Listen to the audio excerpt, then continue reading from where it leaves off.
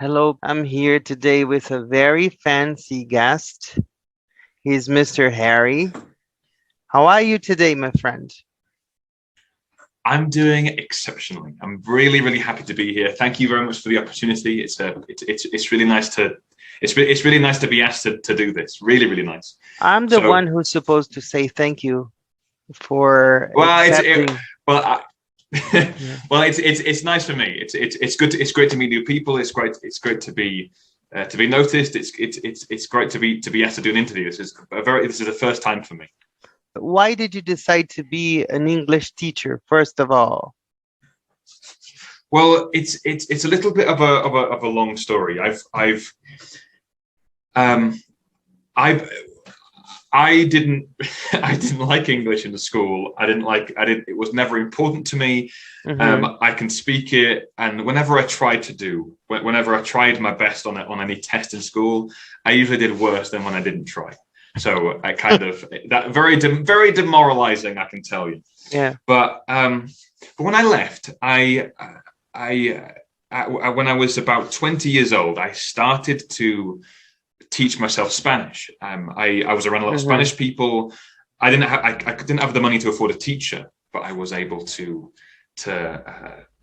teach myself basically everything. And within 2 years, I was comfortably having terrible conversations. Not they weren't perfect in grammar. They weren't, but I was speaking every day to Spanish people, and they understood me, and that was the key. Mm-hmm.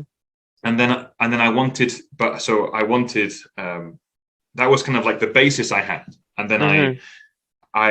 I moved. I wanted to move to South America, Mm-hmm. but I had no money, no business, no nothing. So I was a window cleaner in London. And then I saved up some money, went to Guatemala, and asked people, "How do you live here? You're living here. How do you do it?" And I said, "No, teach English," like as if it very nonchalantly. That's what will happen. Mm-hmm. Mm-hmm. And I was like, "How do you do that?" And they said, "Okay, do this, do that, get a qualification, do this thing, apply to these companies, and you should be good." Mm-hmm. And that was it. That was exactly what happened. I started to teach English with children from China, Mm-hmm. with the company Palfish, which was it's very popular over in China. And Mm-hmm. I soon found out. Mm-hmm. And yeah, that was that. And because long story short, teaching English enables me to not only enjoy what I do for work, but enables me to do what I want outside of work. I can travel. I can be in a exotic place. I can pay and do things that I want to do. Mm-hmm. Like it's not about having lots of money. It's about being able to do being enabled to do what I want. Mm-hmm. That was the aim for me, and I enjoy it. So that helps.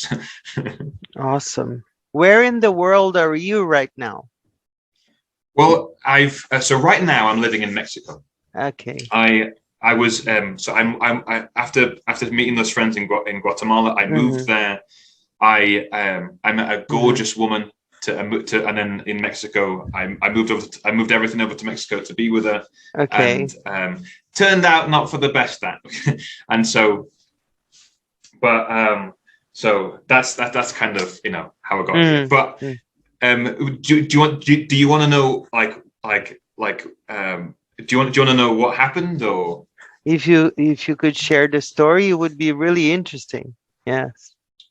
Well, so it was, Mm. I'd met this person online. Mm-hmm. We're both religious in our beliefs. Mm-hmm. We both seem to have similar goals, but it turned out after a long time that our goals were different, and Mm-hmm. there's nothing wrong with that. But I had we were like so I moved here literally the start of the pandemic.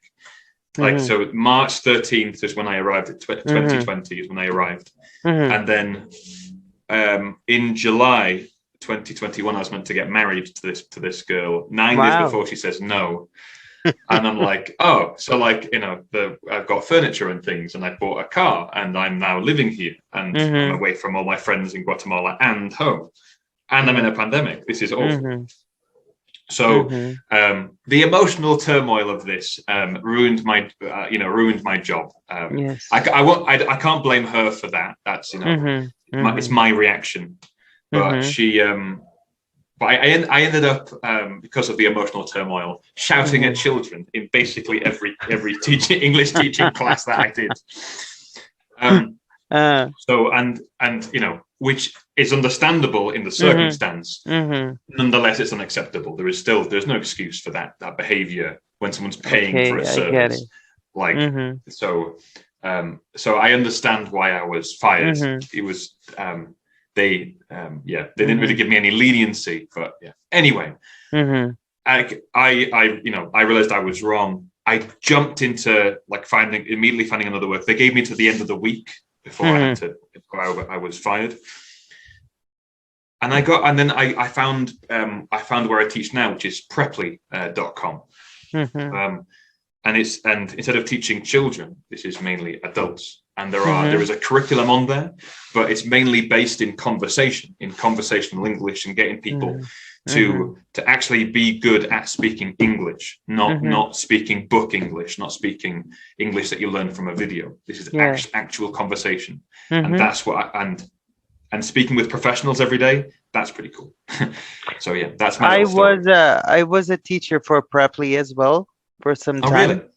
But as I have my own students, I couldn't manage time for Preply and for my own classes, so I gave Okay. it up. Since you started teaching English, do you have any memorable moment that you could share with us?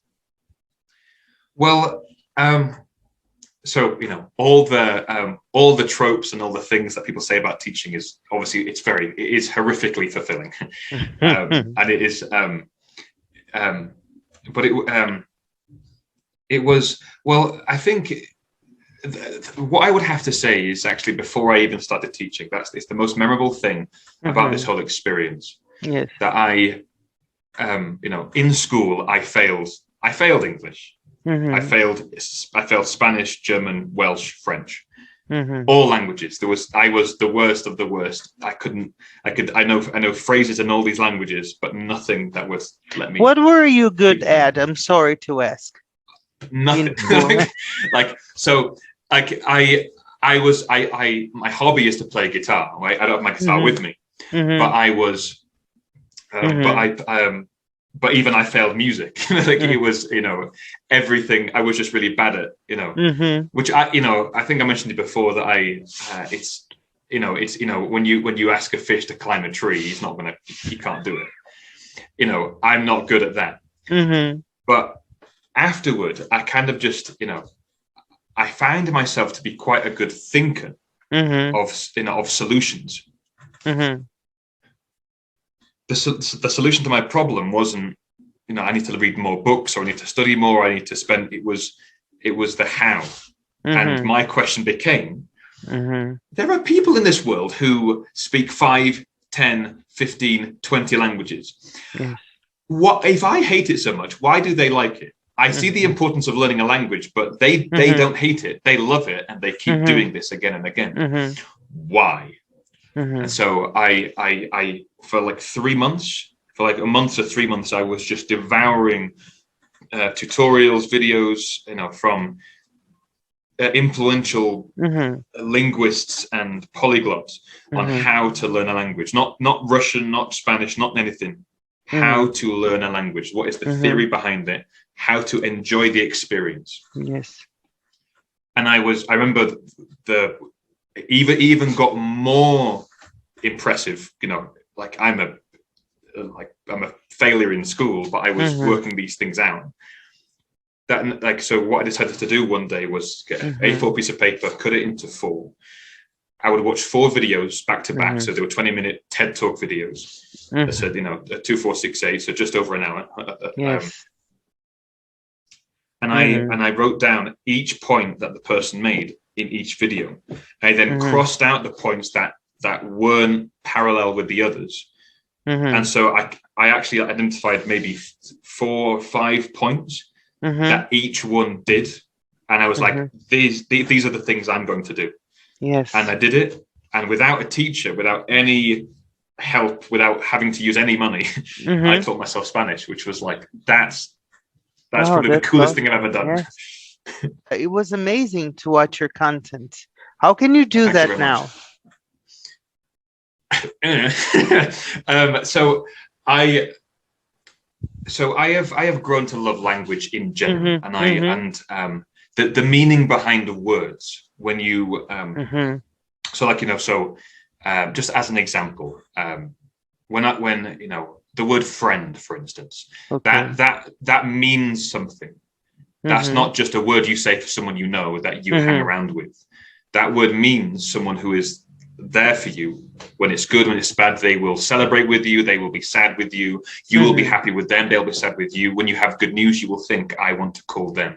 When they have good news, they will call you. When either of you are sad, you will think, I can rely on this person. Yes. Mm-hmm.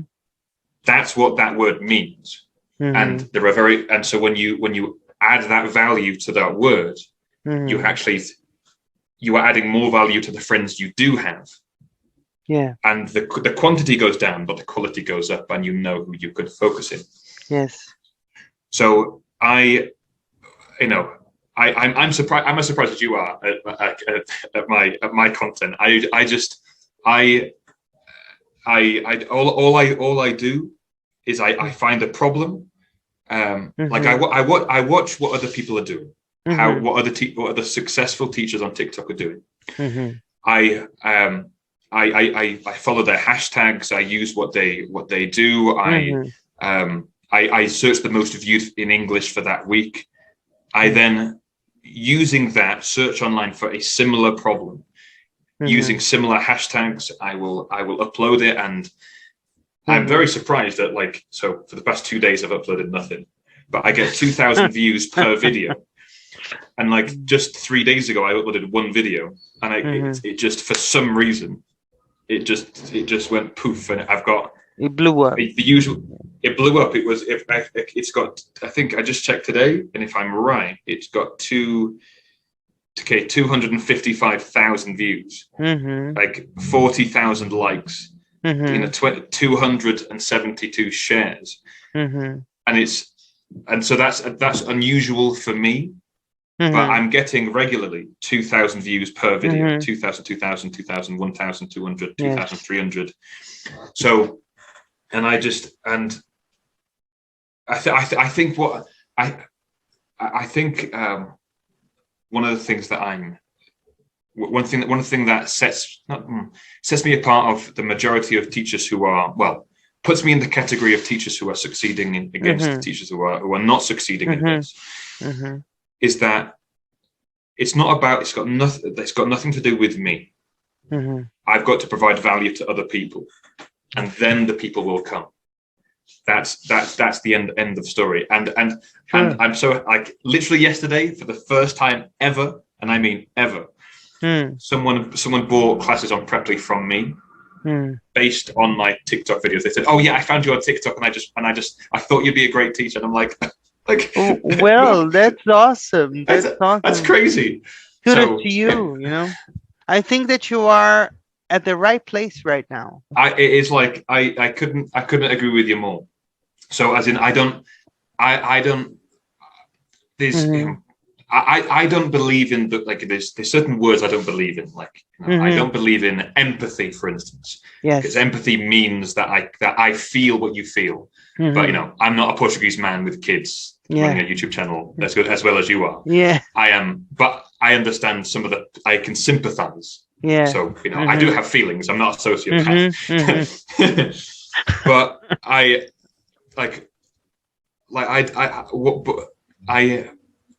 think so. I think the advantage I had, like I said, I don't believe in empathy. I don't believe in talent. Talent is not a thing that people really have. You may have it, but if you don't work, you don't make it. Yeah. And and people who don't have talent and put in the effort always make it. And so what I see, what I see regularly, what I see is that, what I see regularly. I'm not, that's the wrong way to start this sentence. I think what gave me an advantage is that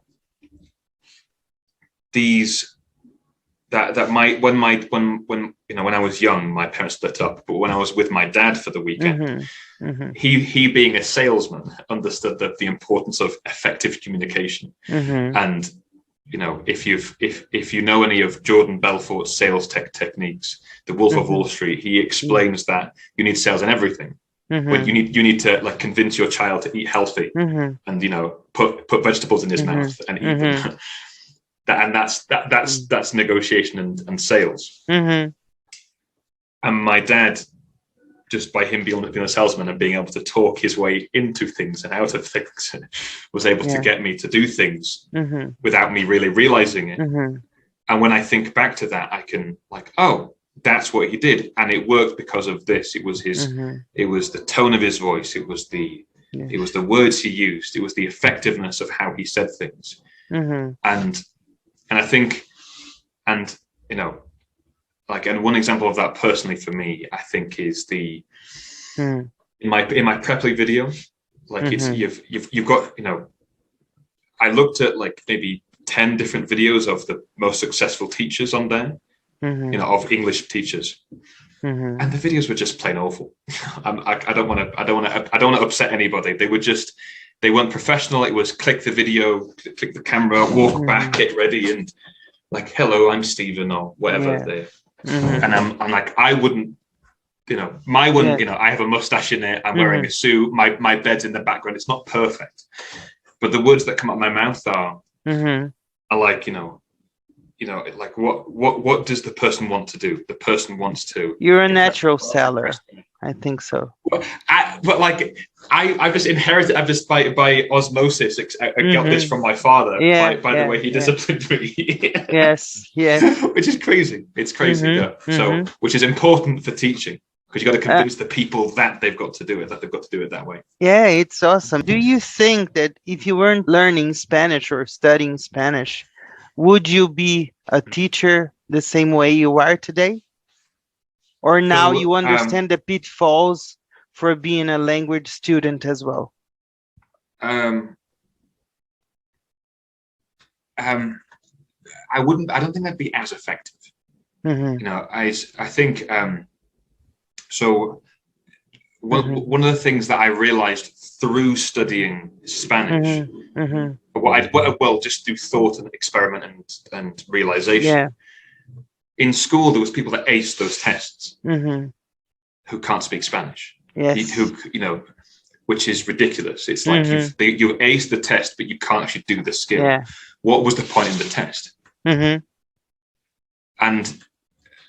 if I'd never studied Spanish, I would have never understood that fact. And I've been able to apply that to other things, like being a unskilled worker is one thing. But actually, just today, just today of all days, actually, I've been,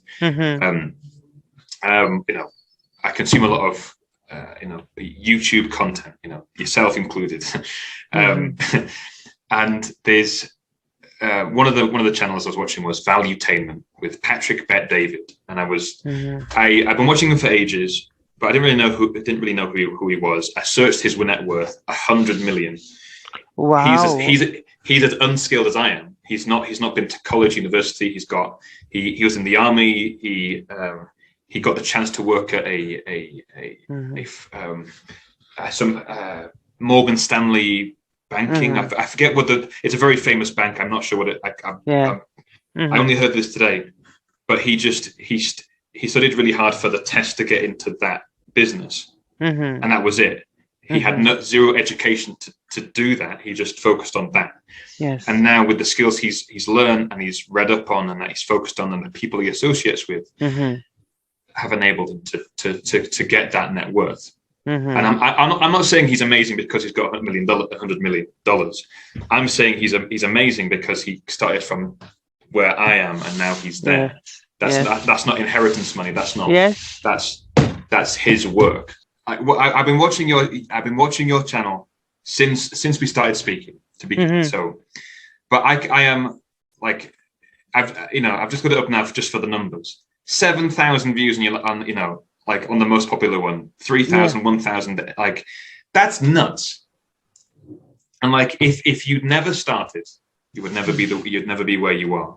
And like with what learning English, what learning any language does, it, you know, well, you know, the biggest positive for me is it removes the possibility of racism, because you can't be racist while speaking their language. Yeah. But also it opens up job opportunities. It can help you resolve problems. You can, you know, for me, I can find myself a very attractive Latin girlfriend wife, which is, you know, what a fantastic thing that is. Yes. And then like, but like, it's only by starting. Like it's you know, in the book Rich Dad Poor Dad, I think it's put very well. You know, the poor dad says, I can't afford this. The rich dad says, how can I afford this? You find what you want, and it's not I can't do that, it's how do I do that? And you've done that, and to some degree I've done that too. And the most important thing for me, Harry, was when my wife came to me and said, I trust you. You can do this.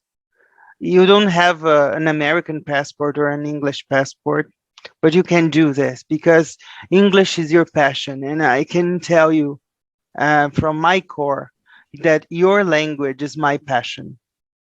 Okay, well, that's amazing. Yeah. That's really cool. I can make mistakes here and there. People make mistakes. Everybody does. Have you been to Liverpool? No, I didn't have the chance yet. No. Well, if you when you go there, when you will arrive in London, you'll get in a taxi, you'll go to Liverpool, and you'll they'll be like, hello there, how are you? Yeah, I mate, how you doing? Like, what are you doing? I'm gonna go down to the pub when I come with. And it's like, you know, like, what are you talking about? Excuse me. Are you having a stroke? People make mistakes all the time. Like there's I think so. One of the biggest inspirations for me in teaching is actually a non-native English speaker. Yes. And probably you know this person, YouTuber, Lingua Marie. I'm not sure. Yes, I'm not sure I do. Name. Yes, I do. And if like I am whenever I find someone that I find inspiring on YouTube, like, you know, the big ones like PewDiePie and all those names, like, but then someone like this person, Marina, she's like, not only in her business, not only in what she does, but in her YouTube channel, which she does not like pretty much every day, but it's a secondary thing. It's not her priority. According to the website Social Blade, the minimum amount she's earning from her YouTube channel by views is about $7,000 a month. Wow. Minimum. That's not a high estimate. That's the low estimate of what she's earning. The high estimate's in like the hundreds of thousands a month. Yeah. I don't think she's doing that well. Yes. But if she was on the absolute minimum, she's earning more than the majority of people like in the world. That's, you know, that's $100,000 a year, roughly, depending on it, because it'll go up and down. That's flipping amazing by teaching English on YouTube, on the internet. She's non-native. She's had to learn, do the hard grafting, do the work, blood, sweat, and tears, like you said. Yeah. And she's now at a place where she can teach people, and she's earning ridiculously good money for it. Yes. Like there is no excuse for anybody. There's literally zero excuse. Yes. No, not only is it free, but it's fantastic. It's like, it's crazy. Like, I agree. I literally breathe your language. If it wasn't for your language, if it wasn't for English, I wouldn't have a profession today. I don't see myself doing anything else if it's not with English. I could be a translator. But I decided to be a teacher because I wanted to be with people, because I was born disabled and I need help up to the day I die. So I wanted to help people to learn a new code, to inspire other people. What is something that you miss from the UK, and what is something that you're going to take from Mexico to the UK? The thing, you know, obviously what I miss obviously is family and friends and those things. Apart from those things, there are like apart from those things, there are like just being able to go out. One of my favorite things is the English breakfast. It is it's big, it's fatty, and it's just that's something that I just like. And yes. but like that's something that I've learned. Something that I've learned about life in general, being so young and very naive and not understanding many things, is how so living alone in a country during COVID. The thing that it's not only just family, but it's sitting around the table together and having a meal. Something so simple, like it's really, really important to me that from Mexico. Yes. I'm gonna like the coolest some of the coolest things about this world are in Mexico. Some of the coolest history facts are about Mexico, and I've only learned them since being here. Like my love of apart from English breakfast and Sunday roast, 2 meals. We've got fish and chips. It's not like there's not too much that's exciting in England. Yeah. But at least in my opinion, maybe there's other people that will judge me for this. Nonetheless, they are like my love of food has gone through the roof, and to be able to cook delicious meals is something that I've been able to practice while I'm here. So I'll be taking that back with me. What is the advice that you would give my audience to keep motivated to study English? In the words of the comedian Bo Burnham, give up. It's very hard. It is very difficult. But find a way that you can enjoy it. Find a way that you can love it. Yes. Explaining to people the basic way that I learned was through consistent and constant association. Yeah. Why I was a cleaner, like I said, cleaning windows. I cleaned toilets, I cleaned bathrooms. Yeah. I'm on my own. There's nobody there. I'm working on it's a toilet. I don't need my brain to clean this. I know what I'm doing. Yes. So I would listen to Spanish, and I would listen to videos for like half an hour a day, 5 minutes, 5 minutes, 5 minutes, 5 minutes. Yeah. And that's how I really enjoyed it. And then very quickly I started to understand movies and go back and watch a movie again and understand it. And finally, I'm listening to conversation that has no subtitles, and I'm like, oh, that's what he said. I'm getting it. And focusing on focusing on the bits you enjoy. I think the best illustration I could put it in for that is the best part of Mount Everest is the very top. When you finally get to the top and you see the beautiful panoramic view that only a minority of people will ever see, that's the bit. But when you're scaling a mountain and you're pulling a huge rucksack on your back for days, and it's cold and it's hard, you focus on the good bit that you're going to have. You focus on the job that you will get. You focus on the understanding people and being able to be understood and being able to influence people to do things by what you've. So I think that's I agree with you entirely. My friend from Manchester says to me, Rod, English is consistency. And that's what you said. And now, my friend Harry, we are going to the rapid round game, the game that everybody loves. I'm going to start, on the channel, everybody loves it. Family is? Family is, they're English. Friends are? Friends are important. Teaching English is? Really cool. My dream is? To help people. My students are? Making awesome progress. Being on social medias is? important to modern success? My next station will be, Is like copying you, being on YouTube. it will be a pleasure to have you in the community. So the last one from me is, the most beautiful word in Spanish for me is. Wow, this is meant to be a quick round. That's quite hard. I don't know. I have my favorite English word, pulchritudinous. Nice one. Now you can ask me your questions. Why English?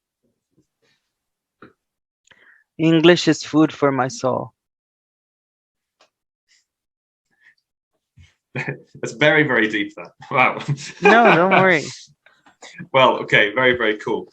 Like your family, like what does your family mean to you? They are my foundation. What does your social following mean to you? That I am on the right track. And which one is more important? I think they are toe to toe, but my family comes first, always. When I need something, they're there. Very, very well, very, very good. And when they need something, you're there. Yeah, yeah. Perfect, perfect. Well, I think that's it from me. Like, I think your questions were way better than mine. Yeah, but I'm gonna tell you my favorite English word, Oh, if you please. allow me. My Of course. favorite English word is tomorrow. In my understanding, I like tomorrow because there will always be a new tomorrow. No matter what you go through, the sun will always shine the next day. Well, I think it reminds me of the great prophet Master Oogway from Kung Fu Panda. Yeah. Yesterday is history, tomorrow is a mystery. Yes. But today is a gift. That's why it's called the present. Yes. And I have to tell you one thing. Unfortunately, we're coming to the end of the interview. Oh, okay. Very good. Well, it's been an absolute pleasure for me. No, let me tell you. And for every guest, I have a sentence, a quote, a takeaway. And before I say it, I want to tell you that I would talk with you for 4-5 hours, and I wouldn't see the time go. It was really amazing, and because you're really funny, I don't even go to the place where you are intelligent because it's evident. So Thank you. That's really kind of you. No, that's true. What I can tell you is, I'm going to tell you two things. You talked about the word friend today, and I can assure you that now you have a friend in Brazil where you can come to anytime that you wish. You got a friend in me.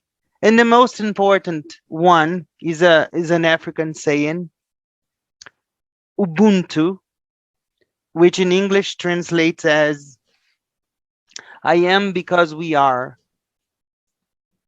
Because I think that nobody does anything alone. I need you, you need me, you need someone else, I need someone else. So what we need to do now with the social medias that we have is to bring peace to the world. And I think that's what you do with your social media, because making us laugh and teaching us as well is also a good medicine. And I thank you for being so kind and so funny and so gentle and so witty and so smart during this interview. It was a huge pleasure to have you on the show. Well, I think the pleasure's all mine. Thank you very much. I was here with my friend Harry. All his social medias will be in the description box down below. I hope you liked it as much as I did. It was a huge pleasure. Thank you.